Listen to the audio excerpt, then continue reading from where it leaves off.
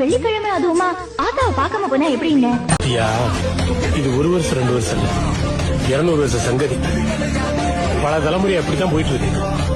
புதுசா வர்ற யாருக்காகவும் எங்களை மாத்திக்கவும் முடியாது, நாங்க மாறவும் மாட்டோம். காசு பணம் இல்லைன்னா நாங்க நாதியத்து போயிருவோமா? அதே நீ இருக்கியே, நீ இருக்கதா எங்களுக்கு நீ போதும். நீ யாருமா? நான் எங்க ஆத்தா பாளையத்து அம்மன்ல கூப்பிட்டேன்.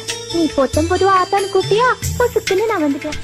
எந்த ஒரு புள்ளைக்குமே இந்த வரம் கிடைக்கல, ஆனந்தம் பொங்குதம்மா விட்டு விட்டு கண்ணில.